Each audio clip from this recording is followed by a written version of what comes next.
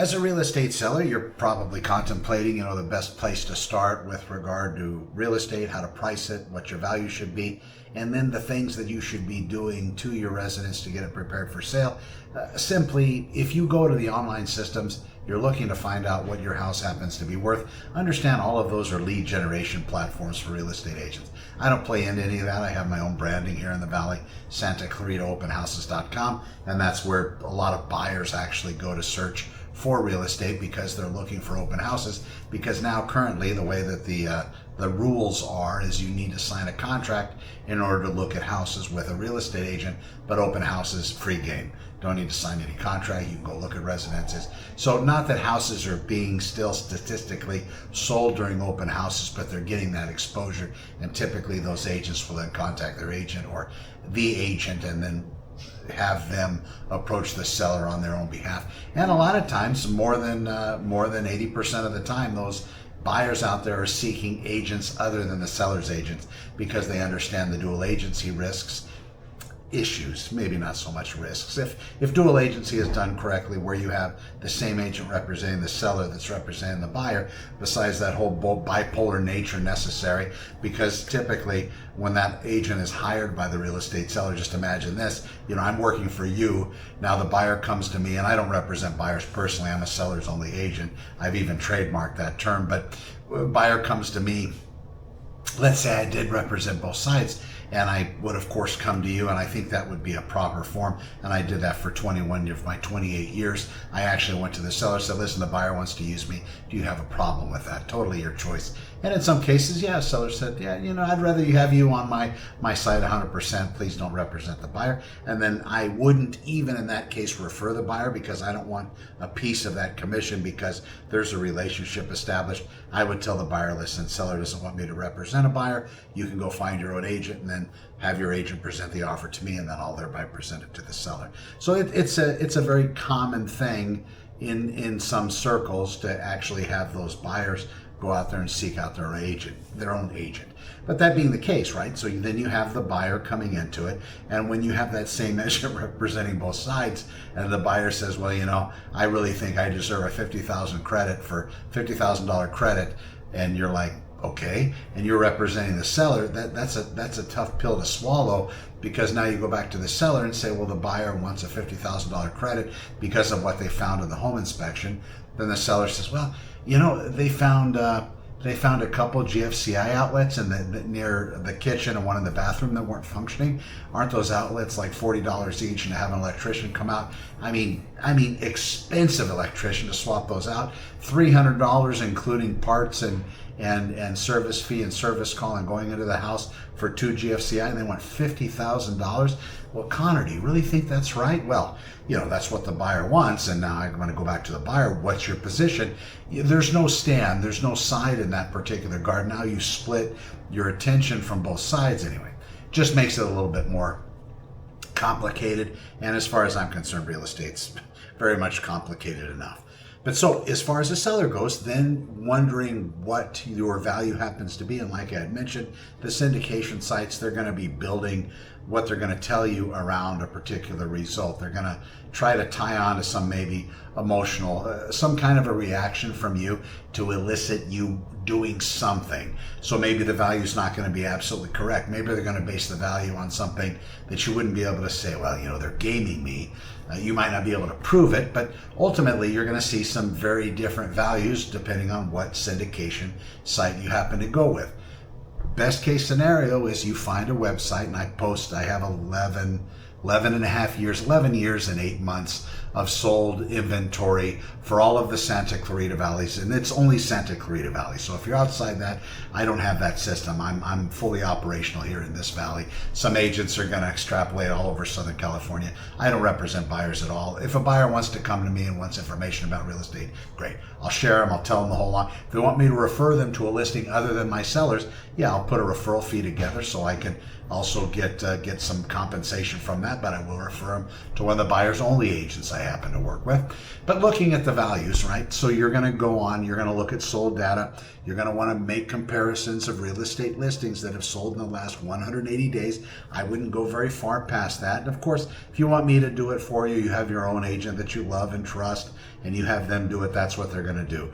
180 days is kind of far, but you don't want the time that you put your property on the market, you have it listed for sale, and the time of the potential close.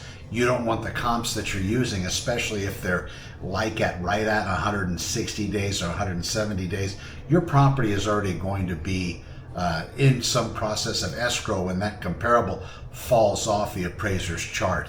Now, they might be able to justify extending it a little bit further than 180 days, but it's going to depend on the current market activity at the time. If the market's been declining for 100 of the 180 days, when they look at the value of that property that now has gone past the 180 days, they're probably not going to give it much weight. They're going to look at other properties. And like I said, if you're trying to use an older comparable to justify your selling price, and you have the buyer dependent on some kind of appraisal having to happen on your residence because their lender's ordering it, and that wasn't something negotiated out of the contract, that appraisal is going to stand. And when that appraisal comes in and it happens to come lower than the buyer offered, there's going to be a problem. You're going to have a choice. You can either step up and say, we're going to reduce the price to the appraisal amount. Your agent, if they're on your side, they're going to go back to the buyer's agent, say, listen, the seller's not going to let this property go for any less than the agreed upon listing price, so the buyer's going to have to pony up the difference,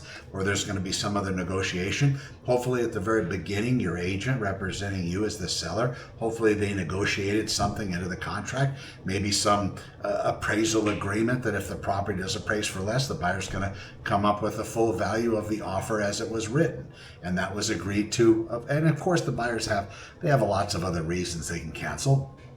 There's other issues in the contract that they could potentially cancel for. And again, would you be able to prove that they're doing it maliciously just because the appraisal came back? It depends on how the time frames were secured at the beginning, because buyers have a certain amount of time to perform inspections, and anything they find that makes it so they don't want to purchase the residence, it's applicable in that inspection process or that timeline. So if the appraisal comes in early and they still have extra days to do inspections, maybe, and you can't get an agreement on whether you're going to meet somewhere in the middle or whether you're going to cover it, and covering it, of course, would be the way the buyer would be happy, or you put it all on the buyer, they can cancel for other reasons as well, as long as they still have that contingency in place, so it's not completely fulfilled.